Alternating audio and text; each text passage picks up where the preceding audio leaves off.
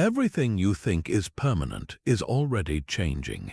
Ancient Buddhist parables hold a key to finding peace, not by stopping change, but by learning to flow with it. These stories, shared for over 2,500 years, are not just old fables, they are profound reflections on the universal truth of impermanence. We will explore how these timeless lessons can help you navigate the constant shifts in your own modern life, from fleeting anxiety to major career transitions. By the end, you will understand how to transform your relationship with change from a source of fear into a path toward genuine freedom. We will see how a grieving mother found solace and why a simple raft is a lesson we all need to learn. What is the one thing you are trying to hold onto too tightly right now? Her grief was a private storm, a raw and shattering pain that convinced her the world had ended. Kisa Gotami clutched her lifeless child, refusing to accept what had happened. In her desperation, she went to the Buddha, begging for a medicine, a miracle, anything to restore her son to life. The Buddha, with immense compassion, did not offer empty words. Instead, he gave her a task. He asked her to bring him a single mustard seed from any household that had never been touched by death. Hope, however slim, flickered within her. She began her search, cradling her child, knocking on the first door she came to. A woman answered, and Kisa Gotami asked her question. The woman's face softened with a shared sorrow. She had lost her own father the year before, and she readily gave the mustard seed, but she could not say her house was free from death. Kisa Gotami moved on, certain the next home would be different. At the next door, a man spoke of a sister who had passed in childbirth. At another, an elderly couple remembered burying their own son decades ago. Door after door, story after story, the same truth was repeated. No family, no matter how wealthy or loving, had been spared the touch of loss. The mustard seeds piled up in her hand, each one a tiny, weightless thing, but together they became an unbearable truth. Her frantic search slowed as the sun began to set. She stood in the middle of the village, surrounded by the lights of homes that all held their own silent grief. In that moment, her private agony dissolved into a shared human experience. She was not being singled out by a cruel universe. She was simply part of the great, flowing river of life, where loss is as natural as birth. This was the Buddha's profound lesson. He did not teach her that life is suffering. He guided her to see that suffering is universal, and that our pain is amplified 1,000 times by our attachment, by our desperate belief that the people and things we love should be permanent. By sending her on that journey, he allowed her to discover for herself that death is not a personal curse, but a fundamental part of existence. She returned to the Buddha not with a cure for death, but with a cured heart. She had released her attachment to the way she believed her life should be, and in that release she found a peace that was deeper and more stable than any temporary happiness. Her story is not about forgetting her son, but about loving him without the chains of clinging. It shows us that the path through grief is not to resist the truth of change, but to recognize we are not walking that path alone. She returned to the Buddha with empty hands and a full heart. The mustard seeds were gone, scattered back to the earth, but the truth they carried was now woven into her being. She no longer begged for a miracle to reverse the irreversible. She bowed to the Buddha and asked only for refuge in the teaching he offered. Her journey through the village had not erased her love for her son, but it had dissolved the rigid attachment that turned her love into agony. This is the story's deepest revelation. Our suffering does not come from the inevitable changes of life, from loss or aging or disappointment. It arises from our fierce, internal resistance to that change. We build a fortress around the way things are, or the way we believe they should be, and then we suffer when life, which is inherently fluid, crashes against our walls. Kisa's pain was not in her child's death, but in her desperate, impossible demand that it should not have happened. The moment she released that demand, her suffering began to soften. So how do we practice this in our own lives, where our losses might be less dramatic but our attachments are just as real? Letting go is not a single grand gesture of abandonment. It is a quiet, daily discipline of loosening our grip. It is the conscious decision to release a grudge you have been nursing for weeks, not because the offense was okay, but because the bitterness is a poison you are drinking yourself. It is the deep breath you take when a plan falls apart, choosing to adapt to the new reality instead of raging against the one that vanished. On an even more subtle level, it is the practice of observing your own thoughts and emotions as they are without clinging to them. A wave of anxiety may rise, and instead of tightening around it, fueling it with fearful stories, you simply notice it. You acknowledge, "I feel anxious right now," and you trust that this feeling, like all things, will also change and pass. This is not suppression, it is the profound art of making peace with the flow.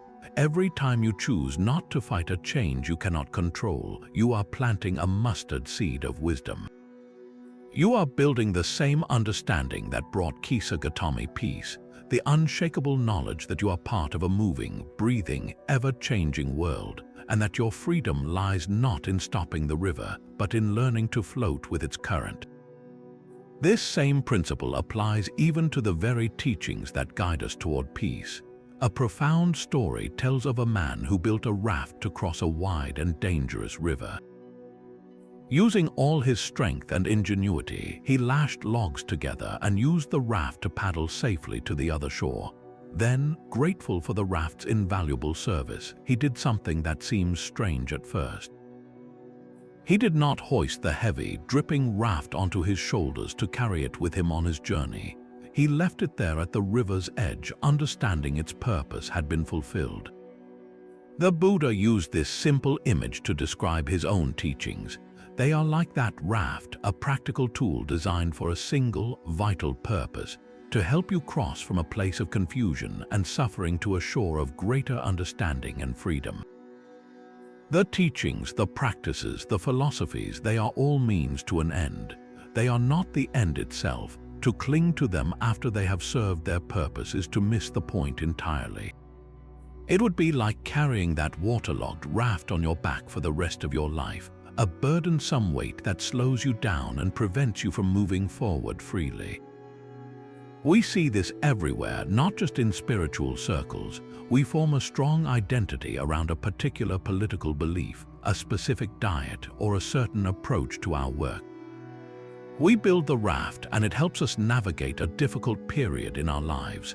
But then, years later, we are still carrying it, defending it, making it a core part of who we are, even when the world has changed and we have new rivers to cross. The raft parable challenges this very human tendency to make permanent possessions out of temporary tools. It reminds us that wisdom is not a collection of rigid beliefs we accumulate and defend. True wisdom is a fluid, dynamic process of continual learning and, when necessary, releasing.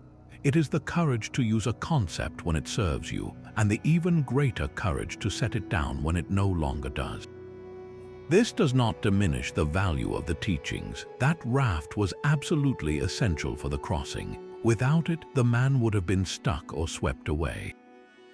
The practice of meditation, the study of philosophy, the act of letting go, these are all vital rafts, but the goal was never to own the raft. The goal was always to reach the other shore. What raft are you still carrying long after your river has been crossed? We are all river crossers, navigating the swift currents of our own lives. Think about the career you poured your heart into for years, the one that once gave you a powerful sense of identity and purpose. For a long time, it was a sturdy raft carrying you across the turbulent waters of financial uncertainty and providing direction. But perhaps now the work feels hollow. The passion has faded, and you are simply going through the motions, paddling a raft that is no longer heading toward a shore you wish to reach.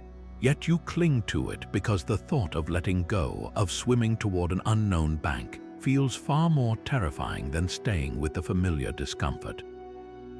This is the raft you are carrying on your back, or consider a long-held belief about relationships, one you formed in your youth.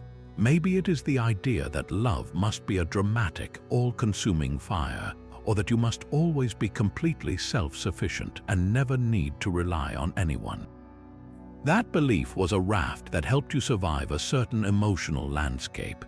It provided a structure when you felt adrift, but now, in your present life, that same belief might be preventing true intimacy or causing you to push away support. It has become a burden, a set of rigid rules you enforce upon a heart that has outgrown them. We even do this with the very tools meant to help us. A self-help strategy that once pulled you out of a deep depression, like a strict routine of positive affirmations, can become a new kind of prison if you never allow yourself a bad day without feeling like a failure. The method that was a life-saving raft in a crisis becomes a heavy weight in calmer waters, something you feel obligated to carry long after its purpose has been served. So here is a simple, powerful exercise for you. Pause for just a moment and ask yourself this question with genuine curiosity. What is the one raft I am still carrying? Do not judge the answer, simply listen for it. It might be an outdated story you tell about yourself, that you are not a creative person, or that you are inherently unlucky in love. It could be a job title that once defined you but now feels like a costume you're wearing. It might be a daily habit, like scrolling through news feeds first thing in the morning, that no longer informs you but only fills you with anxiety. Identify that one thing. Now picture what it would feel like to walk down to the riverbank of your own life and gently set that raft down. You are not setting it on fire. You are not declaring it was worthless. You are simply acknowledging with gratitude that it carried you across a river you needed to cross. And you are acknowledging with courage that you have a new journey ahead, and you need your hands and heart free for what comes next. The weight that lifts is not just physical. It is the weight of an identity that has become too small, a belief that has become a cage. Leaving the raft behind is the ultimate act of trust in your own capacity to keep moving, to keep growing, and to meet the next crossing with the wisdom you have gathered from the last.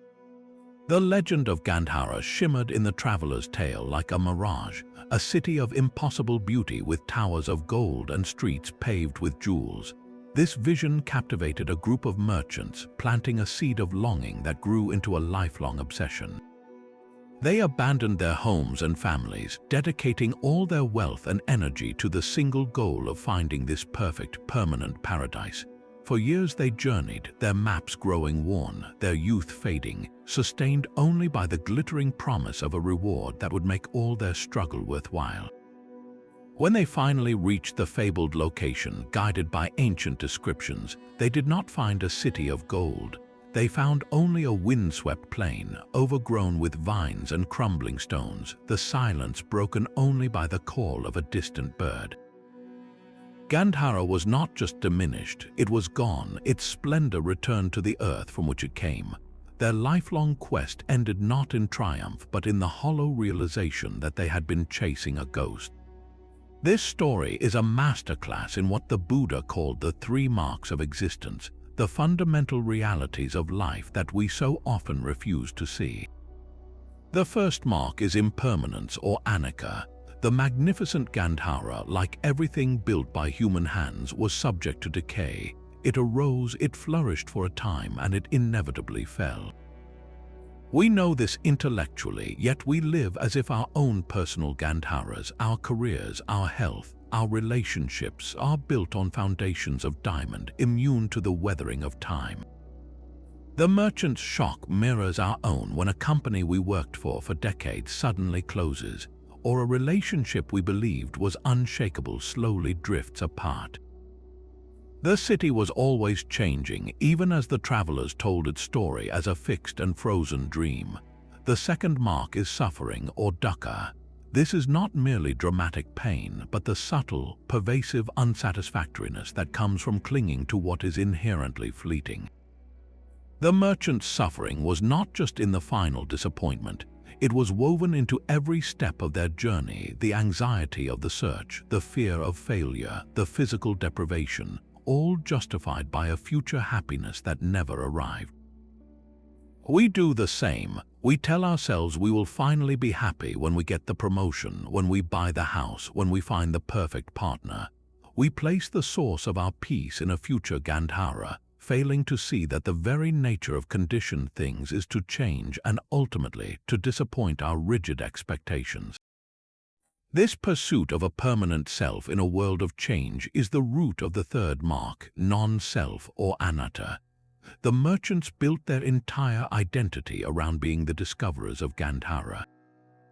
Who were they when that dream turned to dust? They were left with nothing because they had invested everything in a fantasy. We construct a sense of a solid, permanent me from our memories, our opinions, our possessions, and our accomplishments. We point to our job title, our social media profile, our bank balance, and think, that is who I am. But these things are as fragile and temporary as the legendary city. When they change or are stripped away, we feel we are disappearing because we mistakenly believed we were made of them. The profound teaching here is not that the world is an empty, depressing ruin. It is that our suffering arises from demanding that the river stop flowing, that the city never crumble, that the self never change. Peace is found not in reaching a mythical, permanent Gandhara, but in waking up from the dream of its existence. It is found in appreciating the beauty of the journey itself, the warmth of a shared meal around a campfire, the support of your fellow travelers, without demanding that any of it last forever. The real treasure was never the jeweled city, it was the freedom to stop searching for one. The merchants stood in the ruins, their life's purpose crumbling with the stones beneath their feet. They had been so focused on the destination that the journey itself had become a burden, a series of obstacles to be endured. The real Gandhara was never a location on a map. It was always an internal state, a city of the mind built not from gold and jewels, but from the unshakable peace that comes when we stop fighting reality. This is the parable's ultimate gift. Seeing the empty, impermanent nature of everything around us is not a reason for despair. It is the very key that unlocks the door to a deeper, more authentic kind of happiness. When you stop demanding that your relationships, your career, or even your own health be permanent and perfect, you can finally begin to appreciate them for what they are, beautiful and fleeting expressions of a changing world. Think of a cherry blossom. Its beauty is legendary, but that beauty is inseparable from its transience. It blooms in a brilliant, brief explosion of color, and then the petals fall. If you spent the entire 2 weeks of its bloom mourning the fact that it will not last, you would miss the entire experience. The flower's fleeting nature is what makes it so precious. We do not suffer because the blossom falls. We suffer because we desperately wish it would stay on the branch forever, defying the very laws of nature that gave it life in the first place. This is how we can learn to live. The real treasure is the freedom to enjoy the blossom without the desperate need to possess it, to laminate it, to freeze it in time. It is the ability to love deeply without the constant background fear of loss. It is to work with passion on a project without tying your entire self-worth to its eternal success. This is the cultivated state of mind, the true city of gold. You build it brick by brick through the practice of mindfulness, through the simple, repeated act of returning your attention to the present moment just as it is, not as you demand it to be. In this present moment, you are not anxiously chasing a future Gandhara or clinging to a past one. You are here, fully alive to the sights, sounds, and sensations that are available right now. A warm cup of tea, the sound of rain, a shared laugh with a friend. These are the real jewels, and they are available to you always, but only if you are present enough to receive them. The merchants returned home with empty hands, but if they had learned the lesson, they carried back something far more valuable than any gem. They carried the wisdom to see the world with new eyes, to find richness not in external possessions that decay, but in the boundless, ever-present capacity of their own awakened heart. The search was over. The treasure was found the moment they stopped searching for it elsewhere. There is a lotus pond deep in the forest, its surface covered in broad green leaves. At the bottom of this pond, someone has placed a tall, narrow-necked jar, and inside that jar are delicious, sweet treats. One day, a monkey discovers this treasure. Its eyes light up with desire as it reaches its slender arm down through the water into the narrow opening of the jar, its fingers close around a large fistful of the sweets. But when it tries to pull its prize out, it finds it cannot. Its clenched fist is now too big to fit back through the jar's narrow neck. The monkey is trapped. It tugs and pulls, it screeches in frustration, but it remains stuck, hunched over the pond, a prisoner of its own grasp. The problem is not the jar. The jar is just a jar. The problem is the monkey's absolute refusal to open its hand and let go of just a few of the sweets. Its freedom is one simple release away, yet its desire is so strong it would rather remain a captive than relinquish even a small part of its treasure. This story is a mirror held up to our own minds. How often are we that monkey? The jar is any situation life presents us, a relationship that has run its course but that we cling to out of fear of being alone. A job that drains our spirit but that we cannot leave because of the comfortable salary. A long-held grudge that we nurse in our hearts, a bitter sweetness we refuse to release. We are trapped not by the relationship, the job, or the person who wronged us. We are imprisoned by our own attachment, our own clenched fist around the way we think things should be. The monkey believes the sweets are the source of its happiness, just as we believe that holding on to this person, this possession, this idea is essential to our well-being. In reality, the very act of clinging is what creates our suffering. The sweet becomes a source of agony. The path to freedom is deceptively simple, yet it requires immense courage. It is the conscious choice to unclench your fist. For the monkey, it would mean opening its hand, letting most of the sweets fall back into the jar, and pulling out its open, empty palm. It would still have one or two treats, but more importantly, it would have its freedom. For us, it means practicing a gentle release. It does not mean you must abandon everything you care about. It means loosening the desperate, white-knuckled grip you have on it. It is the difference between loving someone and needing to possess them. It is the difference between enjoying your success and basing your entire identity on it. Your clenched fist cannot receive anything new. It can only desperately protect what it already holds. An open hand, however, is free to touch, to feel, to give, and to receive the countless other wonders life has to offer. What sweet thing are you holding onto so tightly that it has become the very thing that traps you? Your freedom is one open palm away from that clenched fist. Think of a time you felt that mental clenching, the subtle tightening of your jaw when a colleague criticizes your idea, or the knot in your stomach as you refresh your email, craving a specific response. This is the human version of the monkey's grip. We are not just holding onto sweets, we are holding onto outcomes, opinions, and expectations. The practice of non-attachment is not a lofty, distant ideal. It is this immediate, physical act of noticing the clench and choosing to release it. Start by scanning your own body right now. Is there tension in your shoulders? A tightness in your brow? Often, our mental clinging manifests as a physical posture of readiness for a fight, a battle against the present moment. Consciously soften those areas. Let your shoulders drop, unclench your jaw. This simple physical relaxation is the first step in opening your hand. Then, turn your attention inward to the mind itself. Notice the specific flavor of your clenching. Is it worry, a frantic mental rehearsal of everything that could go wrong? Is it a craving for a different reality, a silent argument with what is actually happening? Or is it a desire for control, an attempt to mentally force the world to conform to your plans? Simply name it without judgment. Ah, this is worry, this is control. This is craving. By naming it, you create a tiny space between you and the impulse, a moment of choice. Now, in that space, consciously practice opening the hand. You are not solving the problem that triggered the worry. You are not getting the thing you are craving. You are simply shifting your relationship to the experience. You are choosing to accept this present moment exactly as it is, with all its uncertainty and discomfort. You breathe into the tightness, and on the exhale, you mentally and emotionally let go. You are not resigning yourself to failure. You are accepting the reality of the situation so you can respond to it with clarity rather than react from a place of panic.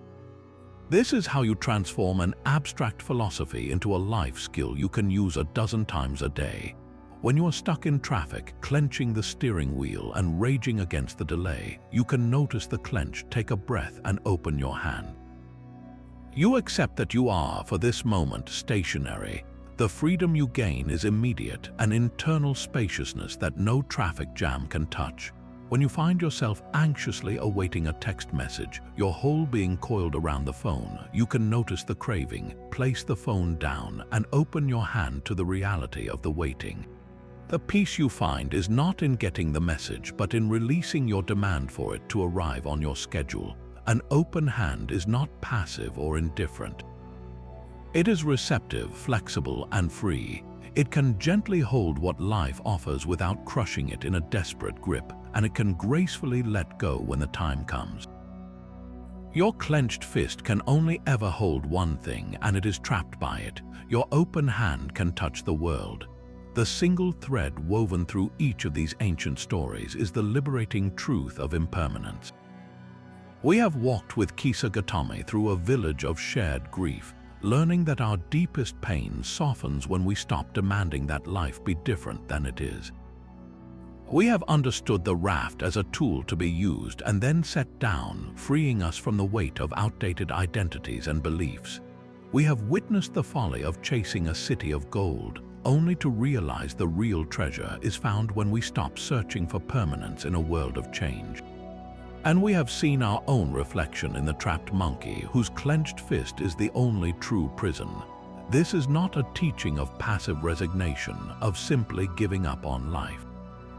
It is the exact opposite. It is an invitation to engage with the raw, beautiful, fleeting moments of your existence more fully, with far more wisdom and compassion. When you are no longer burdened by the exhausting effort of trying to freeze time, to hold the river in place, you have so much more energy to truly live in it. You can love more freely because you are not clinging. You can work more creatively because you are not terrified of failure. You can meet each new day with curiosity instead of fear because you understand that its passing nature is what makes it precious. So we leave you with one final question, a gentle echo from these timeless tales. Which of these parables resonated most deeply within you? Was it the grieving mother finding solace in shared humanity? Was it the image of leaving a heavy raft behind on the shore? Share your reflection in the comments below, and if this ancient wisdom found a home in your modern heart, consider subscribing for more journeys into life's deepest truths.